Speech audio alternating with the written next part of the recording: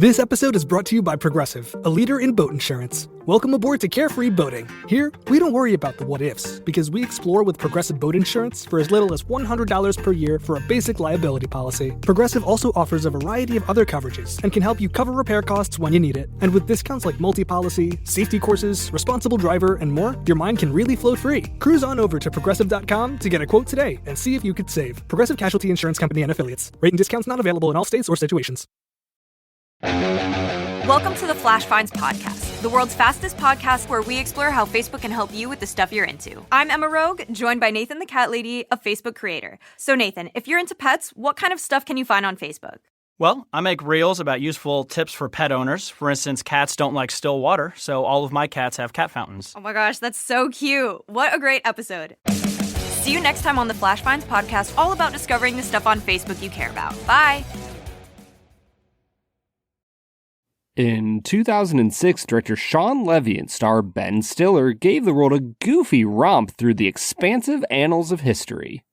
In 2024, we sample a different kind of empire.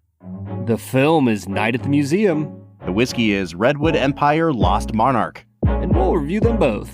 This is the Film and Whiskey Podcast.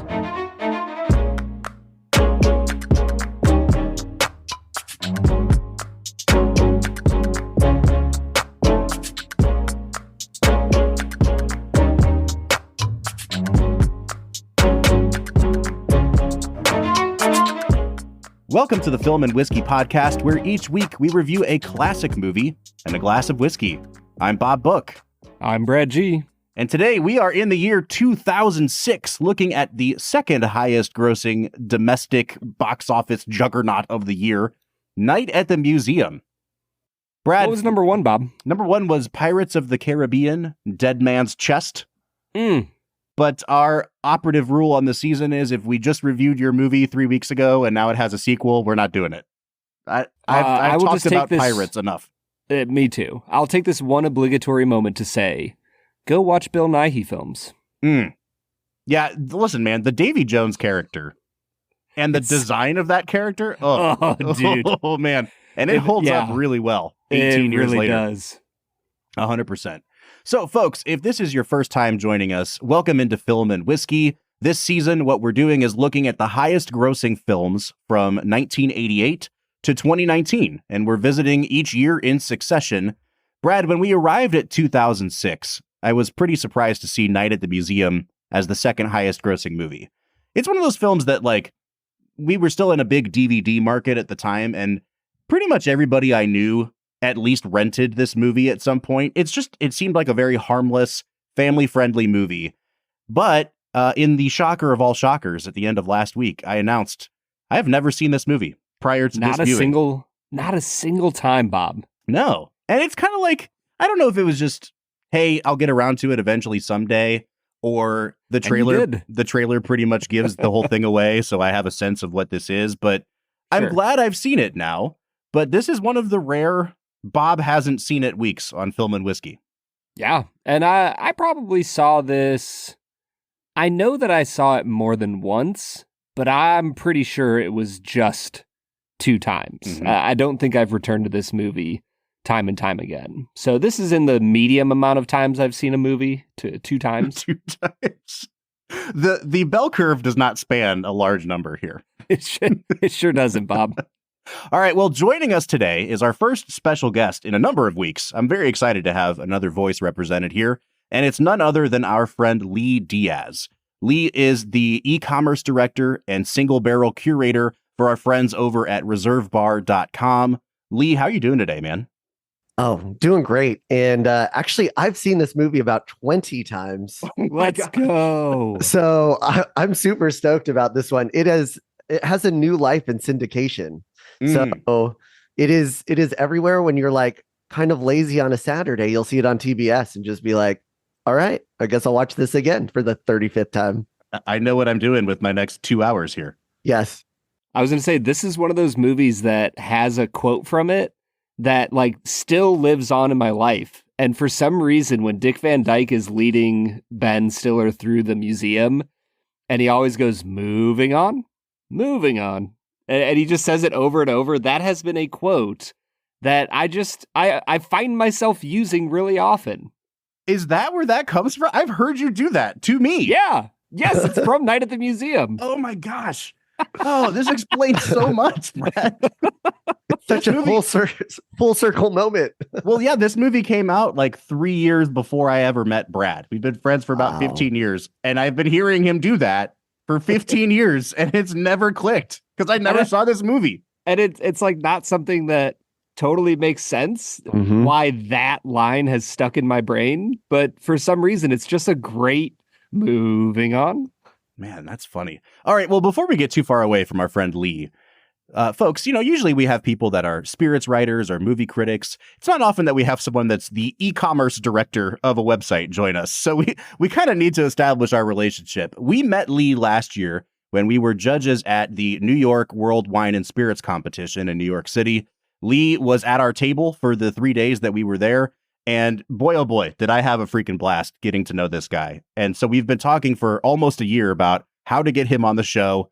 We sent him the list of movies at the beginning of the season, and he said, I'm circling Night at the Museum. So we've been waiting like 18 weeks to get you on here, dude. So you better bring it today, is what I'm saying, Lee. I mean, that's a really stressful place to be in. I'm worried. I mean, how do we relive a spirits competition live while reviewing a movie? I mean, this is gonna be tough.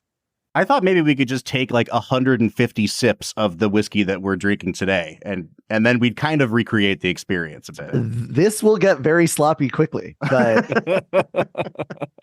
you didn't bring your spit bucket, Lee? What? Oh yeah, spit bucket. Where's the spit bucket?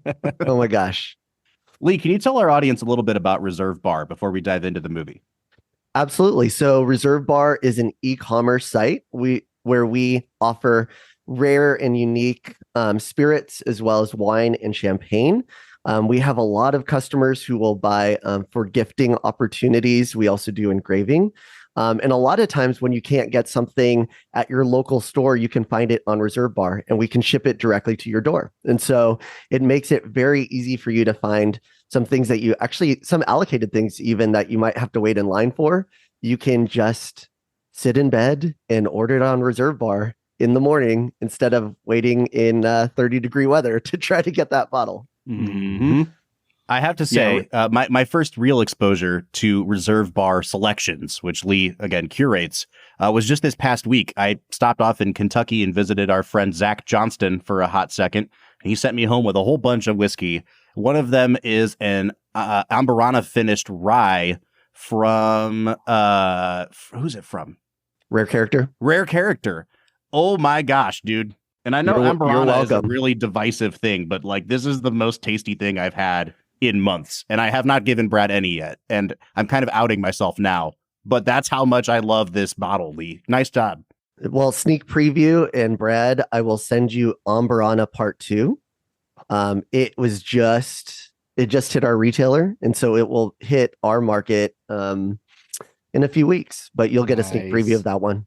Yeah, we will. Go. That's why we bring Lee on the show, folks. All right, guys, let's dive into this movie. And in order to do that, we have to get to our first segment of the day, which we call Brad Explains. Brad's gonna give us the movie plot with only 60 seconds ticking on the clock. So let's go ahead and hear your take with this little segment that we call Brad Explains. Brad Explains is the part of the show where Brad breaks down the plot of the movie that he has just seen, often for the first time. This is Brad's rare second time viewing, or perhaps even third time viewing, of Night at the Museum, so he is a seasoned expert at this film by now.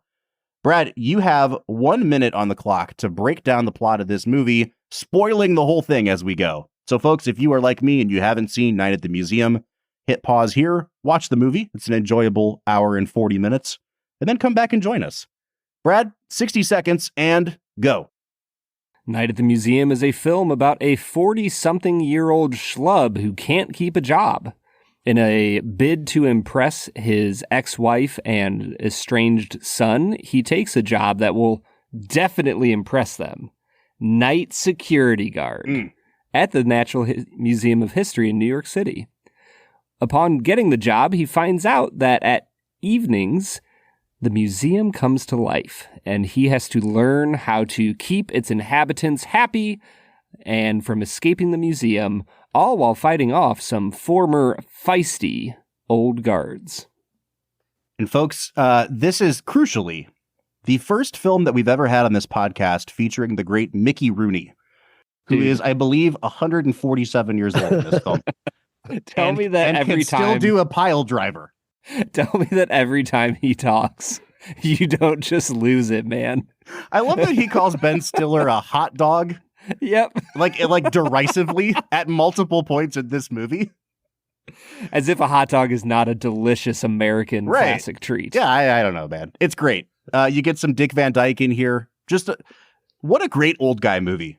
Well, and really the three old security guards are iconic actors, right? So, I mean, Dick Van Dyke, Mickey Rooney, Bill Cobbs. I mean, let's go. I mean, these are guys that have had decades in film and TV, and they're just here being the old crotchety security guard.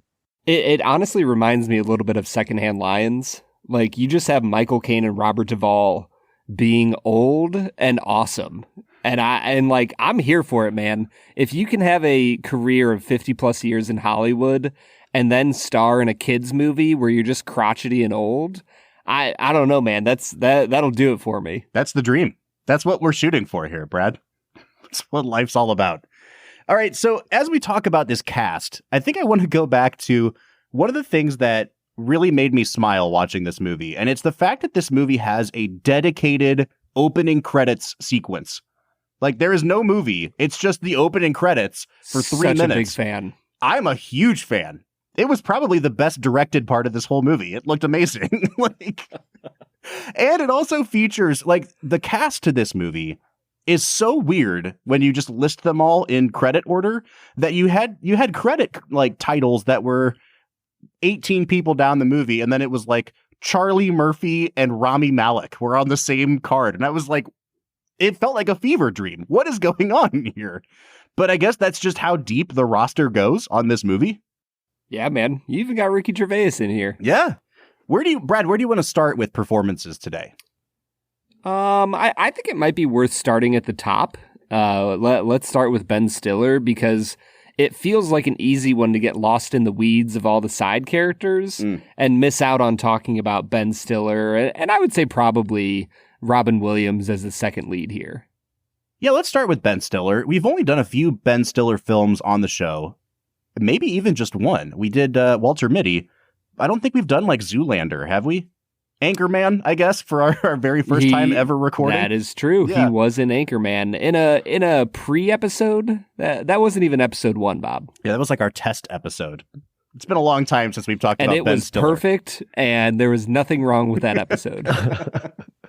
Ben Stiller is such an interesting figure in comedy because he was by far the biggest thing in comedy for a number of years there. When he came out with Meet the Parents, and then especially the sequel, Meet the Fockers, which was a record-breaking comedy at the box office, he really was on top of the world.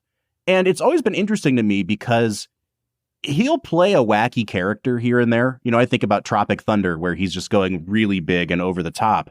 But for the most part... Heavyweights. Yeah, but for the most part, he's kind of your everyman. And it almost seems like in most of the movies that he is the star, he's almost setting up the other characters to be the big goofy. And it's interesting to me because I can't remember a lot of people who were that popular as comedians who played the straight man that much. And I think in retrospect, like, we look back on Ben Stiller and it's like, oh yeah, whatever happened to that guy? And part of it is just, he's been doing great work. He's just not as big and showy about it as some of the other comedians have been. Yeah, and I think that actually represents him so well. And I think some of these characters, like this one, as Larry Daly, he's like probably just a little bit of himself, right? Like super chill, trying to figure things out. In this movie, he also just plays like really a millennial. Like, I don't know what I've got going, but I got to figure something out eventually. Yeah, one of the funniest things about his actual character is how different his life situation feels to me in 2024 than it must have in 2006. Yes. Because he's just like, hey, I'm in between jobs. I might have to move to a smaller apartment. And all of the other adults in his life are like, you freaking bum. What are you doing? And now it's like, oh, this seems like a wise financial choice he's making. I have to move out into Queens because I can't live in Manhattan anymore. But in 2006, this guy was the lowest of the low societally. It would have only gotten better if he had moved in with his parents, actually. That would have been like just right on. Like, oh, I'm moving back home with mom on the couch for a little bit and we'll figure it out from there.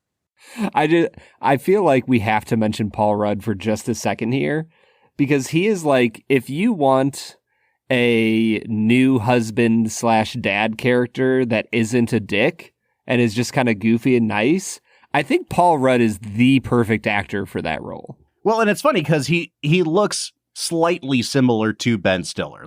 But he's taller and he's better looking and he's a little bit younger. And so it works so well in this movie because it's so clear that his wife just replaced him with Paul Rudd. With somebody who makes way more money than he did. Way more money. And has the old school Bluetooth earpiece in the whole time. And the dad belt. Yeah, it's great, man. On Ben Stiller, though, I guess one of my big notes that I would give if I was helping with the screenplay here is they give him the barest semblance of a character.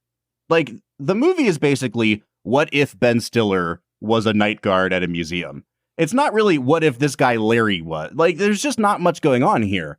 And you kind of understand, like, hey, he needs a job and he wants to be close to his son, so he feels desperate and takes this. But the first 20-ish minutes of the movie really feel like it's just an excuse to get him into the museum. And every time that we see his life outside the museum, I'm going to be real with you guys. I could not care less. Like, that is not what this movie's about. Get back to the museum and let me see a Tyrannosaurus skeleton chase you around. Come on, man. You didn't like the walking across Central Park in the fall with his son. There was something about the first 15 minutes that I'm like, this looks like it was shot in 1994. Like, if you it kind of reminded me of When Harry Met Sally. Yeah. Like, if you took any B-grade Billy Crystal comedy, like My Giant, and just like clipped out parts of that and put them here, it would look exactly the same. I think that when they're walking through the Central Park, though, and the son says just the most savage thing in the world. He like looks at his dad and he goes, "What if you're just ordinary, Dad? What if you just need to get a job?" Look, grow up, Peter Pan. Yeah. We've had multiple weeks in a row of kids who suck on this podcast, and I wanted to just be like, hey, F you, kid. Like, he's doing his best, man. It's not like he's negligent. He's like showing up every week to pick up his kid, and his kid's like, oh my gosh, you're a bum. Everyone thinks Ben Stiller's a bum. But I do think you're being really harsh on, the outside life of a guardsman. I mean, he has a real life. Okay, guys. So we have to take time to acknowledge that the night guardsman has a day life. He does. He is not defined by his work. I like that you're using the word guardsman like he's a part of like the Scottish Royal Guard or something. He has a flashlight, guys. So that's Ben Stiller. I will say that and this is going to be my recurring theme on this movie. I texted Brad when I was 1 hour into this movie. The first hour of this movie feels like it needs to lose a full 20 minutes somewhere. Like it really drags. And then when you actually get to the sort of like thwarting a heist subplot at the end of the movie, it really picks up. Like I enjoyed the hell out of the last 40 minutes of this movie. And I feel like they bring home the Ben Stiller character a little bit. He actually gets to have human emotions. He gets to do stuff that isn't just exposition dumps. And I think he kind of earns his paycheck there in the last half of the movie. But, for me, Stiller's character was probably the weakest character in the movie, except for maybe Carla Gugino, who's, obligatory girlfriend figure. I don't even know what her name was. What was her name, Brad? Rebecca. Sally. I don't know what her name was. It was Rebecca. It really was Rebecca. Okay, yeah. Yes. I just thought you were picking a random name. Yeah. I'm going to call her Sally. Then that's where we're You that's go where we're for going. it, Bob. It's a budding love interest, right? So, hey, I'm making something of myself. I just got this new job. And wow, look at this scientist walking through And she goes, "Oh, did you always want to be a night security guard?" I've been dreaming about this forever and waiting for this moment when we met. The great thing about female characters in 2006 is that they never had a life outside of their job. They were always consumed with their work.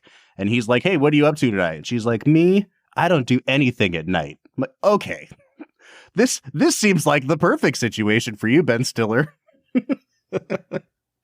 All right, let's dive into the rest of this cast. And I guess we can go back to the old guy figures that we've been talking about. Brad, is this perhaps the best Dick Van Dyke on film? My guy freaking killed it in this movie.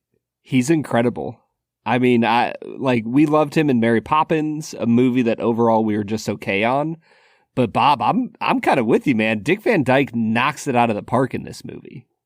Yeah, he has charisma and personality, along with being a little bit crotchety, and then towards the end, tons of energy. Clearly, as a plot line. But I mean, he really is a great dynamic character throughout the film. Whenever he pops in. I do have a question for you guys. So, folks, you've heard Brad explain the movie, but by the end of the film, the 3 night guardsmen who had preceded Ben Stiller are all in cahoots to steal this priceless tablet, old Egyptian tablet. And when they're revealing their plot to Ben Stiller, when they have him locked in the brig or whatever, they say, we found out we were all getting fired, and so we decided to plan this heist. What's going on with this museum? I don't understand exactly. They're getting fired, but they had multiple days to train their replacements, and they could just wander in and out freely. I have no idea what's actually going on here, Brad. Did I miss something? No, that is how America works. When we fire people as a reductionary cost saving measure, we just let them train their replacements. Yeah. I also love that their solution was, let's fire all 3 guys who have years of tenure and replace him not just with one guy, but with one completely new person. That seems like the logical step to take. Who had 1 night of training. Yeah. Not even a night of training. Technically, they just walked him around the museum and then handed him a manual.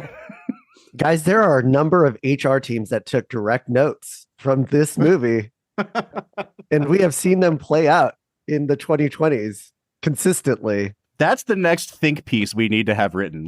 Did Night at the Museum wreck corporate culture for decades afterwards? It set the tone, man. Okay. Said, hey, wander around for a little bit. You got this, but you're good. You're out in 3 days. Get out of here. It reminds me of last week's movie, Brad, The Chronicles of Narnia, where Peter kills one wolf, and then they're like, "You're freaking king now, man. You did it. Yeah, you did it. You can lead our army."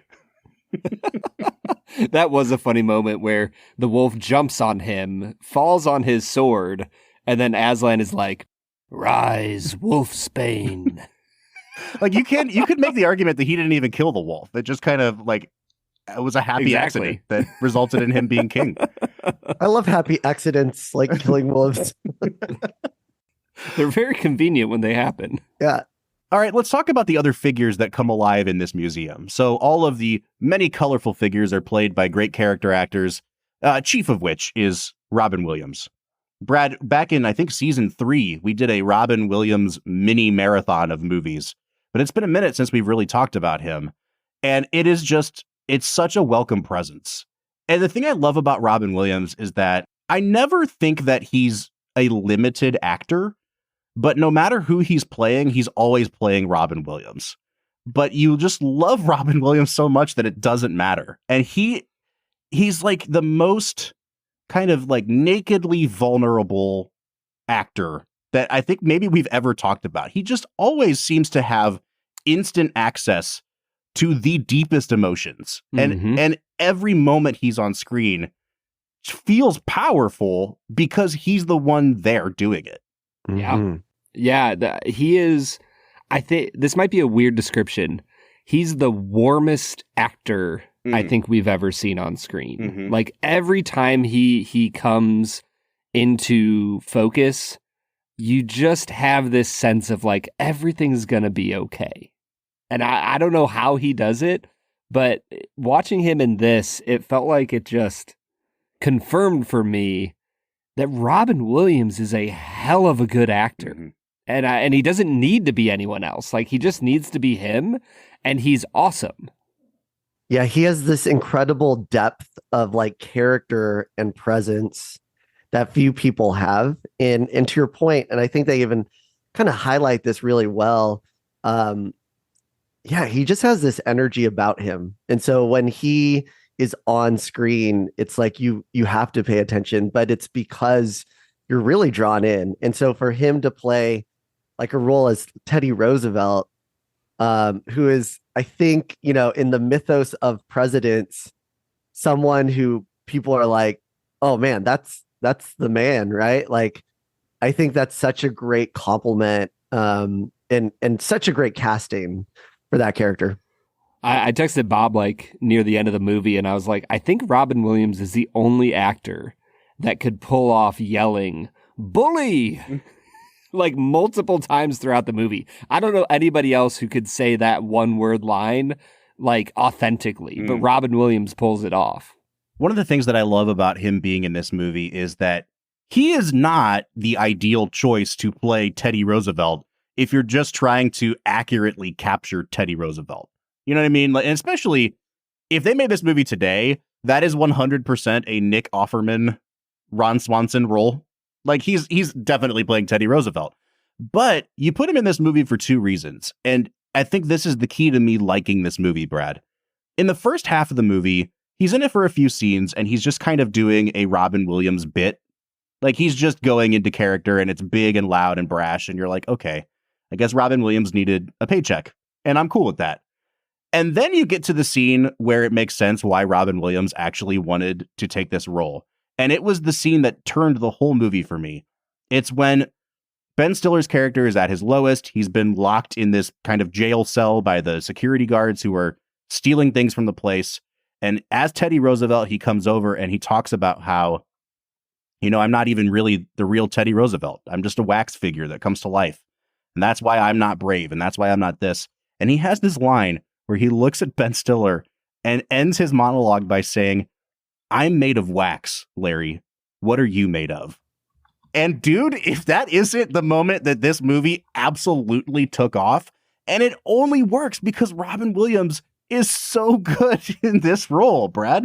Yeah, dude, there is so much emotion at the end of this movie, and you don't expect it. Because like you said, to go back to Ben Stiller for just a second, I actually really like him overall throughout the whole film. I think that his interaction with his ex-wife at the start of the film is really endearing, and like, there's an authenticity there where you don't feel any ill will between the two of them. There's just a genuine tension of like, how do we raise our kid? And so you have some emotional core to this movie before that. But you're right, man. When Robin Williams is looking at Ben Stiller at multiple points throughout the movie and saying like, what kind of a man are you? Are you going to be a man who takes the reins and rises up to meet the occasion? But then he doesn't just do that. The key to that whole question is he continually tells Ben Stiller, and I think you can do it. And I think that's like what makes him so endearing, is that he's the dad that we all want in our life to say, hey, what kind of a person are you going to be? Because if you're going to be a great person, I could see that in you. I could see that being real.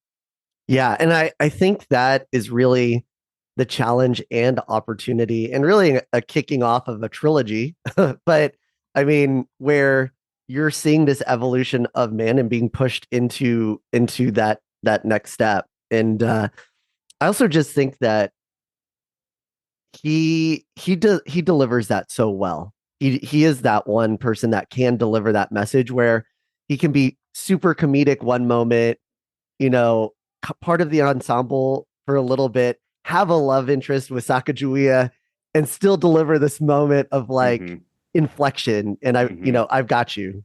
Yeah. And I think it's like, Brad, to go back to last season when we were doing our Chaplin miniseries, I really do think Robin Williams is kind of the closest analog to a Chaplin that we have, or that we had, unfortunately, in the modern day. And it's because Chaplin could make you laugh and then immediately could make you cry. And it's not just that he could craft a moment as a director that was sad. It's that he is such a vulnerable character as the tramp that you see him getting hurt, and there's something within you that like there's a protectiveness within you that's like I'm there with him. I feel this with him. And that's how Robin Williams was all the time. There's just like a woundedness there, and he brings it to every character, but it also just makes every single character better. Yeah, I mean, there is that sense in the human experience that humor and sorrow can occupy similar places. Mm-hmm. That like, why does laughing sound so much like crying? And I think that you're right, man. People like Charlie Chaplin, people like Robin Williams occupy that weird place of sorrow and joy that, you know, he goes so deep into sorrow. And I think that's, and I didn't expect to go this deep in this episode, guys. But like, because of what we know about Robin Williams' struggles with depression and the depth to which he went into sorrow, I think it kind of illustrates that reality that the people who understand suffering the most also can understand joy and laughter the most. And Williams brings that out even in a somewhat silly children's movie like Night at the Museum. Mm-hmm. Well, and to take that a step further, he knows how to bring it out in other people. And so as a compliment, it's like out of that output, the result is lifting other people up. Mm-hmm. And you see that across like all Robin Williams movies to some degree. And to nail it here in this like very caricature heavy space as Teddy Roosevelt, still nails it, right? Yeah, he's a really generous actor in that way, where Ben Stiller has ample opportunities with his ex-wife, with his kid, where people are saying hurtful things for you to see like a woundedness in him. And it doesn't really work because, you know, the kid that plays his son is not a very good actor. But then you see Robin Williams do it and they cut back to Ben Stiller, and it's almost like being across from Robin Williams and seeing him do it unlocks something in Stiller's character too. Guys, we've gone long on Robin Williams. I want to hit a couple more of these characters before we get to break. So you've got Owen Wilson and Steve Coogan as warring cowboys and Roman centurions. I think they're great, and they do a really good job. Sean Levy does a good job with letting some of these smaller characters improv a bit, and you can kind of feel the shagginess of their moments because they're just riffing. There's a great moment where Ben Stiller's like, look back there at the Mayans that I had to put behind the glass. Do they look happy? And they cut back to Owen Wilson and they're like, no. And you can tell they just let the camera go a little bit longer. And Owen Wilson goes, they look sad. It was one of the few moments that made me really laugh out loud. And I just love that he does that with a few of these characters. And I think I think that is a perfect encapsulation of like what the moments of this movie that are great. Like, those are the things that make this movie great, is when you have these little tiny characters, not just tiny as in little teeny tiny figurines like Owen Wilson and Steve Coogan, but when you let the little characters have moments of just being funny. You know, I think that you see that with Brad Garrett as the Easter Island statue head. Mm-hmm. Like, he just has some moments where the way he interacts with Ben Stiller just make you laugh out loud. And I think that's where this movie really shines. Give me gum dum dum. I think that you're introduced in the introductory kind of tour around the museum. You're almost given an insight into, you're going to get to know all of these characters, right? Like, you're walking it through the museum. They're stable or dead now, but you just wait. What's coming? And then all of these characters get a moment or two to kind of shine, and they kind of fit all those moments in such a way that it works out. But it could be some pretty broken moments too that they just kind of figured out how to work it in. Well, I'll go back really quick to what you said at the start, Bob. The opening sequence of this movie sets you up as a viewer for where you're going to be going in this film. And all of the major, side characters that come to life throughout the movie, you see all of them in the opening credits, and it builds in this intrigue and mystique. And I wonder what, these Huns are going to do, and the cavemen and the Easter Island statue. And it kind of slowly starts to evoke that that curiosity in the viewer that gets rewarded later in the film. Yeah, I mean, the concept of this movie is one of the most brilliant, just as an idea. And I think that's why I wanted more of just like, give me night at the museum. Like, don't call your movie this unless you're willing to just go all in, because they do a great job, like you said, Lee, setting up, okay, we're going to go to this exhibit and talk about this. And it reminds me a lot of my all-time favorite film, Jurassic Park, where you get the introduction to like, hey, the velociraptors, they've been testing the fence strategically. So you know when the fence goes down, like, stuff's going to get real. Here's the T-Rex. Here's where this thing is. And you get the whole tour before stuff goes south. The great thing with this movie is it's like, what if Jurassic Park got mashed up with Home Alone? And so you have the defending your house, but your house is Jurassic Park. It's like, it's such a brilliant concept for a movie. And I think by the time all the threads come together at the end, it really is clicking. And you also just have great little moments like them trying to let the air out of the tire in the van. And they like stab it with a spear, and they're so tiny that they're all getting blown away. It's just little things like that that make me chuckle. Yeah.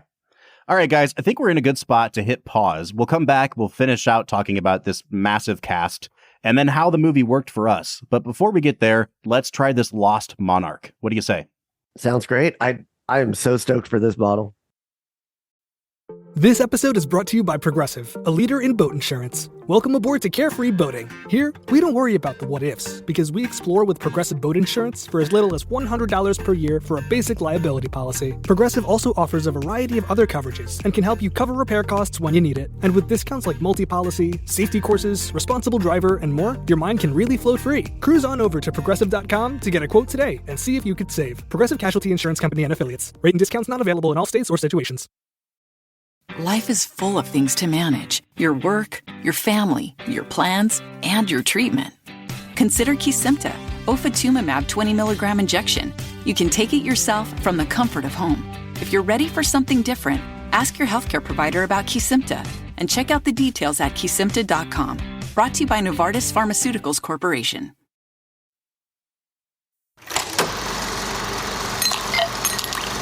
All right, everybody. Today we are drinking a whiskey from a distillery that we have not reviewed before, Bob. This is called Redwood Empire. It's based out of California, as you might imagine. And we are reviewing their Lost Monarch whiskey. This is a blend of straight whiskeys that comes in at, I believe, 90 proof. And this one is a blend of 60% rye whiskey and 40% bourbon whiskey. And even that bourbon whiskey is a high rye. It's got 21% rye in it. So we're looking at essentially a heavily rye blended whiskey. Let's see. It's a blend of 4 to 12-year-old bourbon and 3 to 5-year-old rye. Okay. So it's got a little bit of age to it. Yeah, we've had multiple distillers tell us before, too, that rye tends to mature quicker in the barrel than bourbon does in terms of how it tastes. It doesn't taste young for as long. So if you're going to go young somewhere, I'd rather you go young on the rye than on the bourbon. I'm really looking forward to this, man. And I was messaging Lee a couple days ago. I asked him which of these whiskeys that we had lined up for the season would you like to do today? And he picked this one. And I told him I've never, ever tried a Redwood Empire product. I think partially because we knew we'd get around to doing them on the show someday. They're all really affordable. They have beautiful artwork. So, I've had my eye on them for years and years. Lee, you are just unlocking things for me today. I've never seen this movie. I've never drank this whiskey. This is a big deal, man. Yeah, and for me, the connection to the movie is really fun. So if you look on all of the labels for Redwood Empire, there is a nod to John Muir, who was really this ultra conservationalist that then inspired Teddy Roosevelt and helped with the development of the national park system. In fact, John Muir founded the National Park System and Sierra Club, and then inspired Teddy Roosevelt. I think there's actually a story about them camping in Yosemite for like 3 or 4 days. And that's where he really got the inspiration for like, oh, we need to really work to protect and set aside these places. So I thought this would be fun. It's a nice little nod that ties in. Absolutely. Look at Lee doing his homework. More than you and I have done, Brad. Doing our job for us, Bob. All right, guys, let's dive into this. Brad, I know that you've already sampled it. I'm drinking it live on air. I think Lee is as well. Give us that bottle pop, Lee. Oh, all right, 10 out of 10 whiskey. We've done it. Brad, while we go ahead and nose this, why don't you give us your nosing notes? Yeah, as I got into the nose here, there are some really nice rye forward notes that I'm getting. It's a little bit dill. There's some vanilla. It's a little bit minty. I really kept searching for those bourbon notes, but couldn't quite find them. Like maybe some hints of brown sugar, but it's a little tough to find. It definitely comes across much more strongly rye forward. And I will say, despite this being a blend of at minimum 3-year whiskey, I felt like there was some young graininess, some ethanol here that I was a little surprised by for the proof point. That kind of lowered my score just a little bit, but I'm coming to a 6 out of 10 here. Yeah, now I have not given it a sip yet, so I'm going just on the nose here, but I'm in a very different place than you, Brad. This is really pleasantly sweet on the nose. There's a lot of, like, you're right, like a younger bourbon on the nose here, but I don't get a lot of like raw corn. It just kind of reminds me of that sort of simple syrup note that we get sometimes on younger bourbons. The problem is every time I kind of agitate it in the glass when I'm swirling it, that's when the rye notes come out, and there is a mint note here, but it almost smells like a mint that's gone sour. There's like just a touch of an off note here. Not quite chemically, but something's just a little bit concerning to me. I like it for the most part, but I'm going to give it a 7 out of 10 on the nose. Yeah, and I'll be probably a little bit in the middle of both of you, because I think that I get a lot of those rye forward notes, and then I also get a touch of like brown sugar and honey, which I do think is some of that bourbon coming out in a way, but it's probably it's a little bit muddled because it is so rye forward. Mm-hmm. But I agree, there's like this off spearmint note in there that you're like, oh, this is a little funky. Mm-hmm. I can't tell if I love it or not. Since this is my first nosing, I would also be in that 7 range, but it's a lot to explore. I need this to sit, I think, and breathe for a little bit. Mm-hmm. Last year, I got the brilliant idea of, hey, why are they always adding fresh mint to bourbons when they're making mint juleps? I'm just going to take a big sprig of mint and put it in a bottle of bourbon and just let it absorb the mint oils for like 4 days. And then I realized why they don't do that. It's because the mint goes real sour and gross after a couple days. And I got a little bit of that on the nose here. Now, when I get into the palate, Brad, I think the front of my palate is really pleasant. I get a lot of those honey notes that Lee's been referring to. But when you kick it to the back of your palate, there is something about kind of cheap rye that I don't really know how to explain how I know it's cheap until you get there. It's very herbal. It's really bitter. And I think that the aggressiveness of the youth here on the rye really comes out at the back of my palate. And it just almost feels like they're trying to cover up the youth of their rye with a pretty nice bourbon on top of it. I don't think it's bad, but it's almost like I can see the seams of where they sewed this thing up. I'm just going to give it a 6 out of 10 on the palate. Yeah, I'm at a 5.5 on the palate. I get dill. I get some salted butter at the front. That's kind of a nice, creamy experience. But overall, you're right. It becomes herbaceous at the back end, and not in a way that I'm like super pumped about. Once again, it is not bad, but it's not something that it feels intentional enough and complex enough, and it doesn't feel like it just has quite enough flavor for me to give it a high score. Yeah, I think that it isn't complex, actually. It is like whatever you get on the front end of your palate, it's basically what it is. And then it kind of dies out, doesn't linger too long either. I think that the rye is fun, though. Like there are certain whiskey buyers that like just kind of unique, funky, kind of elemental, weird whiskeys that you could have a lot of fun with. I think this is one of those where you would be like, let me show you all of the kind of unusual things ryes can do or blends can do. And this is one where you'd be like, you're never going to expect this. Try this one. Mm-hmm.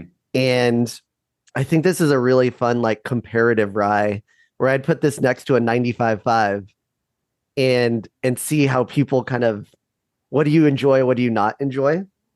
Yeah, I like that, Lee. And I will say, I don't think this is a great whiskey, but I also wouldn't recommend this as a mixer. I think it's way better neat because there's something about that funky note we're getting here that if you put this in a Coke or something, like, it would just completely disappear. It would taste like just you added vodka almost. I think whatever's here, it's not complex, like you said, Lee, but it is subtle enough that I think it does merit drinking it neat.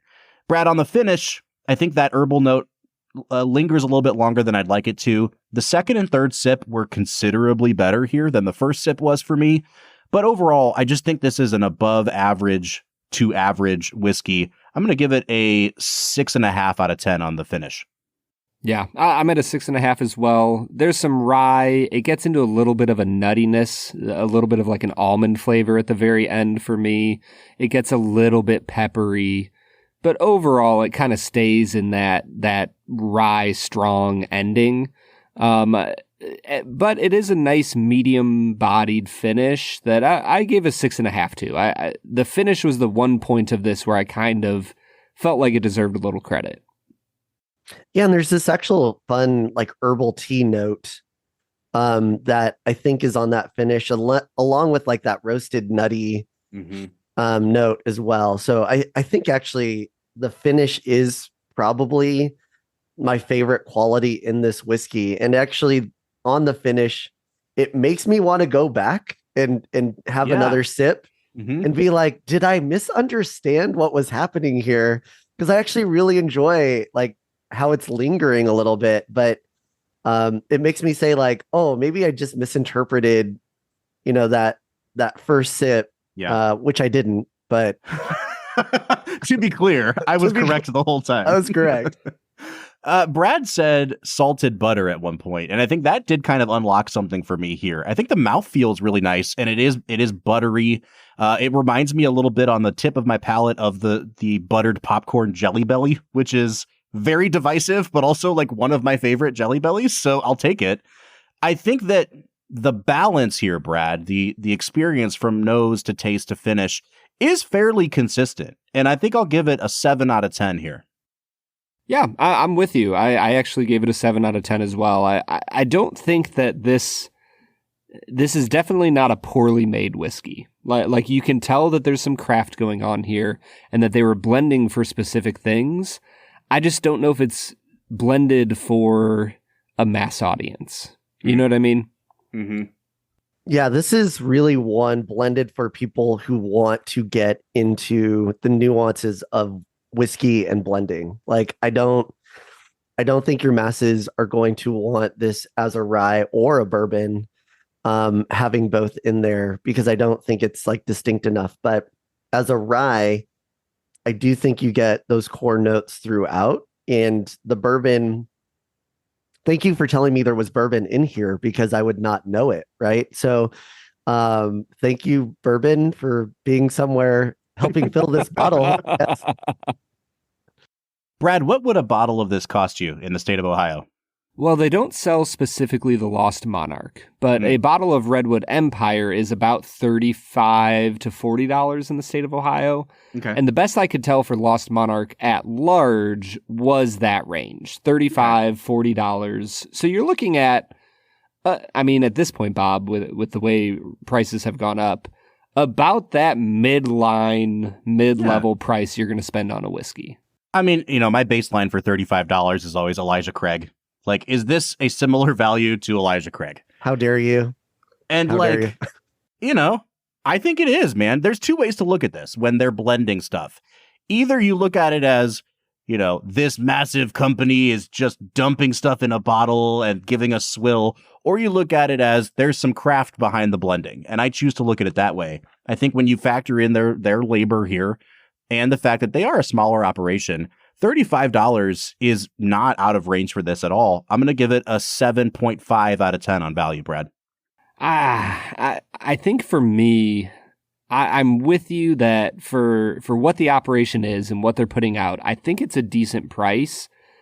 My only problem with it is that the whiskey itself isn't great. Mm-hmm. And that's the struggle I'm having with giving it. I think that this is a subpar whiskey compared to something like an Elijah Craig, especially compared to like just like a baseline Woodford. I just don't think that this stands up. And so I'm going to give it... I think I'm going to give it like a 5 out of 10 on value, Bob. Wow. Okay. Oof. I think there's a regionality to whiskey that we're really starting to explore as kind of the whiskey community grows. And so I think some of that is in this bottle of like California based and trying to get some of those nuances of the regionality of, of the space. So I think it is a really fun kind of exploration of like Northern California whiskey. There are a few others that I actually enjoy a little bit more in that space, but I think like the regionality is really fun to explore. At that price point, it would be one that I'm like, if I was on the fence, I would buy it, right? Mm-hmm. Because I want to kind of expand from my core. But to your point, the core is the core because those bottles are so good, like the Elijah Craigs, the Woodfords, the Old Foresters and Makers. Like those are the ones that people return to because they're consistently good at that price point and they deliver every time. This is where you're like, I want to play with nuance at that same price point. Yeah. Not everybody's in on that. Brad G out on nuance. Let it be known, folks. No nuance. None at all, friends. Brad, what's your final score on Lost Monarch? I'm coming to a 30 out of 50, Bob. Okay, I'm at a 34, so that brings us to a 32 out of 50, or just a 64 out of 100. It is slightly below where we like to start recommending a product. I actually don't think this is bad enough to not recommend. Like, I think I enjoyed myself drinking this. It also may just be the company that we have today, Brad. So I'll give it a slight Joaquin Phoenix in Gladiator, thumbs up. You know? Just barely. Yeah. Yeah, I think I'm with you. I for the price point, it's not worth completely passing over. So, like, if this was $10 more, I would say pass. At the price point, I'd say if you're interested in it, like Lee said, if you're interested in trying new regions of whiskey in America, go for it. All right, so that was Redwood Empire, Lost Monarch, the first Redwood Empire we've had on the show. And Brad, apparently for you, it can only go up from here. So we're hoping to have some more Redwood Empire on the show soon. Let us know what you think of this whiskey if you've tried it before. I'd like to kind of feel out what the general public thinks of this one. But Brad, we need to get back into talking about Night at the Museum. What do you say? Let's get to it. All right, everybody, that was Redwood Empire Lost Monarch, a whiskey that was drank by all three of us. It sure was. And good times were had by all. They were unique, interesting. I guess it was a pleasant but strange experience. Sure. I valued the conversation. All right. Well, speaking of things that are often a strange experience, Brad, I am 11-7 on the season at our next game here, which we call Two Facts and a Falsehood. Brad is gonna try to stump you, Bob. Two are right and one is wrong. Two facts and a falsehood. Two Facts and a Falsehood is the part of the show where Brad presents me with 3 items as fact about the making of this movie, one of which is a complete lie. Brad, man, I am on a losing streak here overall. It also doesn't help that I kind of have to take the opinion of our guest every time we have a guest. Because you have implemented these strict draconian rules where if the guest talks at all, you're considering that guest input. And I, being the editor of these episodes, know that we don't want to let the guest not talk for 7 minutes in a row.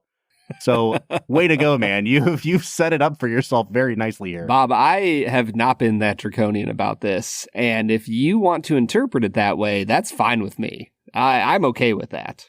Anytime that you have to start a sentence with, I have not been that draconian, That's only pretty, a little pretty bit. much moderately draconian. All right, Brad, hit me with your 2 facts and a falsehood. Fact number 1, famous for his later role as Freddie Mercury in Bohemian Rhapsody, Night at the Museum was actually Rami Malek's film debut. Fact number 2, a full wax statue of Robin Williams as Teddy Roosevelt was commissioned for the film. Williams enjoyed performing in the film so much that director Sean Levy gave it to him as a gift after the filming finished. Fact number 3, despite their respective careers of more than 50 years each, this is only the second time that Mickey Rooney and Dick Van Dyke have worked together, their first movie being The Comic from 1969.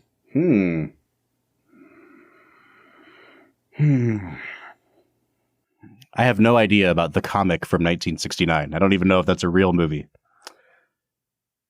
Rami Malek, was he in a movie before this? I don't know that either. These are pretty good, man. I'm not going to lie. I'm just trying to stay silent. I think that number 2 sounds the most plausible. I feel like Robin Williams is the kind of guy who would have a wax statue of himself in his possession, just for kicks. With a giant mustache. Yeah, of course. It had to have been made because we do see a wax statue version of Robin Williams in the movie. So we at least know that a statue had to be made.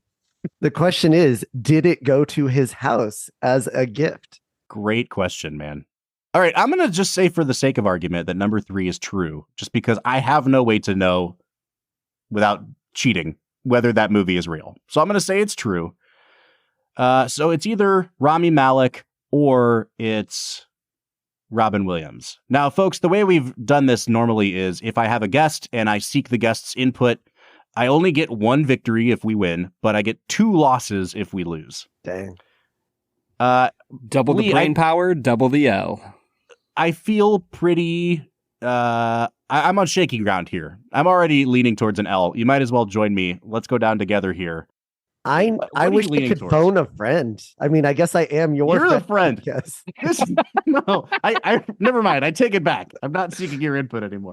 Can a friend phone a friend of a friend? We need a whole network here.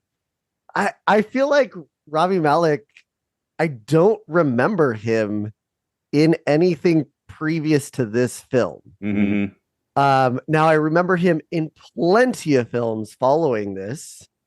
And I just don't know if that's just bad memory or this is all I paid attention to. Can I phone a friend? All right. So let's say for the sake of argument then that this is also Rami Malek's first film. That would mean the Robin Williams one is the Falsehood. Oh, gosh.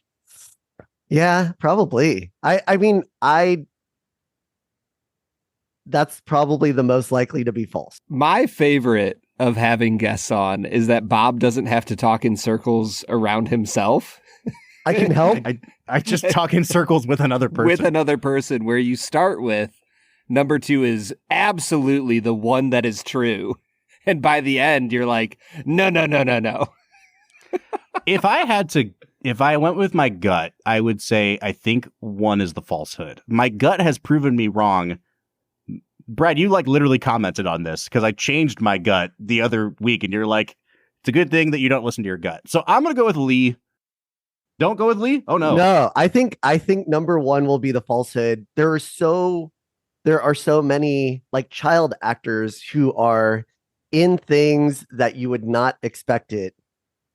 But do we know that he was one? No, of course not. Baby Rami Malek, just all right, I'm gonna say let's freaking do it. Let's do Robin Williams. Let's do number 2. Wait, Brad, if I don't go with Lee on this, do I still get 2 losses? Oh, good question. So that we'll suss this out. Lee, are you saying that number 1 is the Falsehood, in your opinion? I am going with number 1 is the Falsehood, and I want a W for life after this. Lee, you always have a W for life from me. Yes. All right, so then, yes, I'll say number 2 is the Falsehood because either way I'd be wrong and I'd only get 1 loss. So I'm going to say Robin Williams is false, Brad. Guys, that was the best, most roundabout way of getting to the correct answer. I did it! Lee gets an L for life, baby. Bob looks like he just solved a Rubik's Cube for the first time. So, Rami Malek's first film. Yeah, this is his absolute first film. Incredible. Let's talk about that for a second, because we need to finish talking about this cast real quick. And I only have a couple more people, Rami Malek being one of them. He is perfectly fine in this movie. But, you know, Brad, sometimes we say like, oh, I am in on Robin Williams in whatever movie. Whenever he comes on screen, I am all in. I didn't realize how out I am on Rami Malek until he showed up in this movie, because I was like, I'm texting you saying, man, this movie is really picking up. This is spectacular. And then the mummy unwraps his head and it's Rami Malek. And I was like, oh, come on, man. And he spits out that dust and you're like, oh, I can't wait for his first line. Oh yeah, my gosh. I'm just so excited. There's just something about him that's like, I don't know. If he was an actor in the 90s, he would be like Steve Buscemi. Like, he would only be the quirky, eccentric character because he has these weird tics. But somehow we've made him the leading Oscar-winning man. And I look at him now and I'm like, you had the career that Steve deserved, man. I will give Rami credit. He is much better looking than Steve Buscemi. But similarly eccentric. You know what I mean? I would say Steve Buscemi is the better actor. Like probably by far. Okay. But Rami's better looking than Buscemi. So they each have their one thing that they get. Yeah, they do. Lee, any comments on Rami Malek as Pharaoh in this movie? I think that they tried to find somebody that looked the part as much as possible, missed terribly, but still got somebody who was okay at the role. Fun fact, he was born in California, but he is of Egyptian, both of his parents are Egyptian. Oh, so man. Lee just continues taking L's here. Man. Jeez. Double L. Jeez Louise. Oh, man. All right. Last person that I think we should mention briefly is Ricky Gervais, who I think benefits the most from Sean Levy letting him riff, because his entire character is saying nonsense things and starting sentences and not ending them. And I have to be honest, it seems like the kind of bit that would get old really quick. And it was consistently the funniest bit in the whole movie to me. I really loved Ricky Gervais here. Yeah, I'm with you 100%, man. He has a talent for being outraged and clueless all at the same time throughout this entire film. Mm-hmm. And even at the end, when he looks around at the completely full museum and doesn't say anything, he just hands the keys and the flashlight back. It's a brilliant moment of acting. It's really, so really good. Yeah. Yeah. I'm all in on Ricky Gervais in this movie. He is by far the best movie museum curator I've ever seen. No, I think he adds this little comedy touch in this A-B exchange with Ben Stiller periodically through the movie. And I think what's really fun is getting beyond this movie, and they bring him back constantly. I think they struck a chord and had this great interaction that they wanted to maintain, which was super fun. Mm-hmm. How many museum curators have there been in movies? Oh, you know what, Brad? The animated movie Curious George. Ooh. You know who's the old man in charge of the museum in that movie? Dick Van Dyke. Dick Van Dyke, baby. Oh, really? It all comes back around. Whoa. That was a legitimate guess, Bob. Well, on that note, guys, let's get into our last segment of the day, which we call Let's Make It a Double. We're near the end of the episode, so thanks for listening to the Film and Whiskey Show. Let's pair another film with this one, even if it's a struggle. It's our final segment of the day, now let's make it a double. Let's Make It a Double is the part of the show where we pick a movie to pair up with this one to make the perfect double feature. Brad, I think there's a lot of directions you could go here. You could go with Curious George if you're big on museums. I think that, I already mentioned Home Alone, I think would be a great one for this. I think Jurassic Park actually has parallels here, but I'm really anxious to hear what both of your picks are. Lee, as our guest, why don't you go first? Oh my gosh, I was worried I would have to go first. So I think that my double feature for this would actually be National Treasure.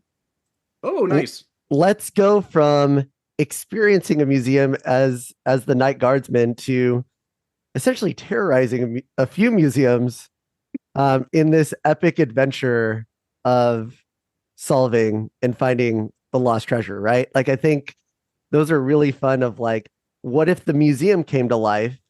And then you get into what if there were still secrets to be found in these museums? And they're also just both of an era. Like, I want to say that probably came out in a similar like 2005 to 2008 range. Am I right? Yeah, I think the first National Treasure was 2004. So right around the same time. Yeah, so yeah, that is Lee. That's an incredible pick. And we also just always need more Nicolas Cage. Absolutely. Brad, how about you, man? You know, I was thinking about going with a film I saw once as a child, and for some reason it reminded me of this, Indian in the Cupboard. But I'm not going to go with that. Okay. I'm going to stick in the Robin Williams train because just like Nicolas Cage, we need more Robin Williams in our lives. I'm going to go with Jumanji. Okay. I thought you were going a different direction.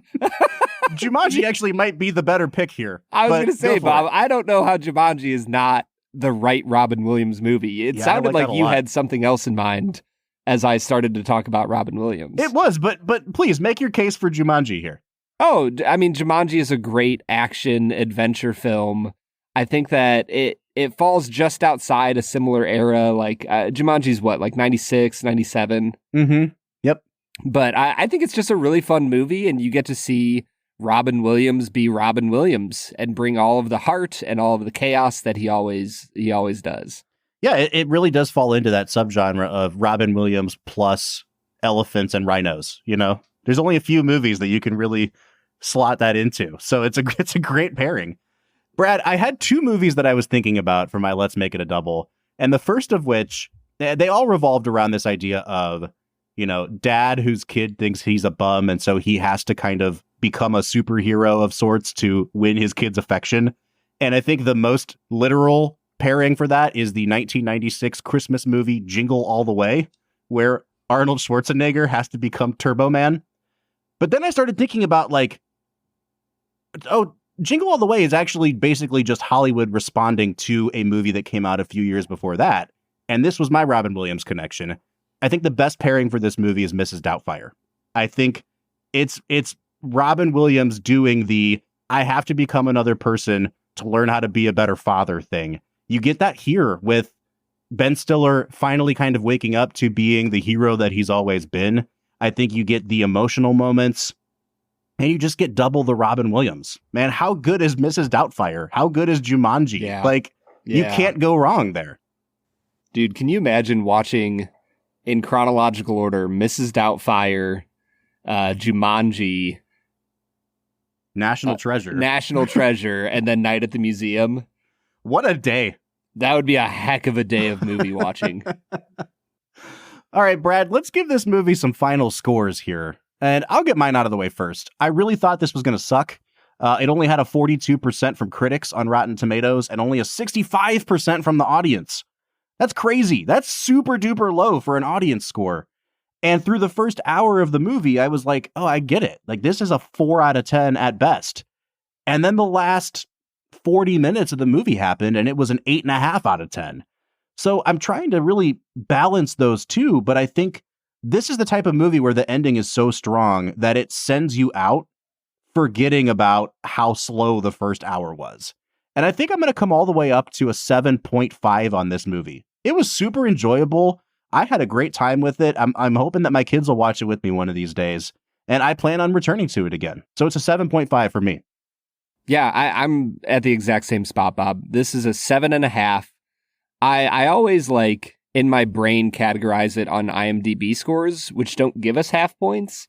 And so whenever I'm at a half point, I'm kind of like, is this a 8 out of 10, 7.5, or a 7 out of 10, 7.5? You know what I mean? Mm-hmm.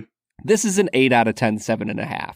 Ooh. Like, this is the most fun that I think you can have with a 7.5 type of movie. And I really enjoy it. I can't wait to watch it with my kids someday. And I would recommend anybody go back and just have an enjoyable evening with Ben Stiller and Robin Williams. Mm-hmm. As a PG movie, which is still interesting to remember. It was a PG movie. Man, I think this hits all the right notes. And I think that the ensemble cast each get some really fun moments to just let people just kind of sit in those moments. And I think, just getting back to the kind of main storyline, like when I used to go to a museum as a kid, just imagining like if they came to life and if this happened, right? And so I think there's a certain amount of like whimsy in the movie that's a lot of fun to kind of like re-explore, and just kind of think about like, oh, what would those times look like? What would these caricatures become if they came to life? So I just think this is one where you can kind of like reinvestigate like your childhood and just kind of be in that whimsy again, which is always exciting. 100%, man. I'll be watching this 20 more times. It'll be great. And next time you watch it, I don't know if this was meant to be, but I noticed throughout the movie, there's multiple times where there's like a poster or some sort of writing right behind or around Ben Stiller, and they all match where he's at in the story. Mm-hmm. So next time you watch it, when he escapes the Huns on the first night in the elevator, there's a poster in the elevator that says spineless.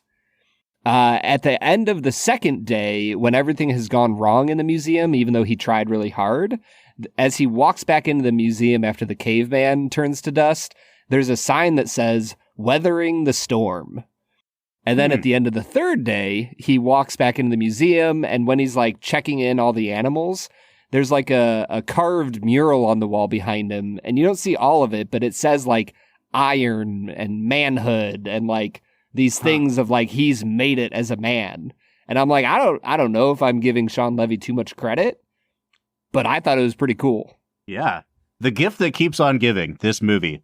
And you can see like where Stiller got some inspiration for some of the stuff he did in Walter Mitty too. So, absolutely. Awesome. Brad, thank you for that. And thank you, Lee, for joining us today. Can you give us real quick, just a quick plug of what you have coming up at ReserveBar and where we can find you? Absolutely. So on reservebar.com right now, we have a series of 20 new single barrels that I am in the process of bringing to market, including, as I already mentioned, the rare character Amberana and a rare character Maple Cask. We also have some great things from Knob Creek, Maker's Mark, some of your core favorite brands, including Woodford Reserve, Double Oaked, Personal Selection. So, I mean, just a lot of really fun buys that we get to experience. And then just coming off of San Francisco World Spirits, there will be a large number of really fun up-and-coming brands that will win double gold that we will actually bring onto reservebar.com as a part of their winning double gold, because we want them to be recognized and be available to the general public. So what I'm hearing you say, Lee, is that if you like whiskey and you don't follow ReserveBar, then you are doing yourself a massive disservice. I mean, that's one way to put it. There are just so many great barrels out there. And the one thing that I'm hoping that we can create in ReserveBar is a place where you not only get access to compelling spirits, but for every single barrel that I select, I take the time to kind of painstakingly write the story behind it, the notes, why you would want to taste it. And if it's not your thing, it's not your thing, but at least we give you a base level of education that you won't get anywhere else. Mm-hmm. And then in our cocktail lounge, which is our blog, we're really getting deep in this year into the stories of compelling distillers, master blenders, founders of companies, to really talk about why they're doing what they're doing. So we just had a great editorial piece on Emma Crandall, blender at Balcones, and just a really great example to pull the curtain back and say, hey, these are the people that are making that work happen. Well, Lee, we can't thank you enough for being here. Come back soon. Maybe we can talk about the sequel to Night at the Museum, which I still haven't seen. So, guys, we'll be back next week, Brad, as we tip into the dark side of this season, kicking it off with 2007's Michael Bay epic Transformers. So join us for that. But until then, I'm Bob Book. I'm Brad G. And we'll see you next time.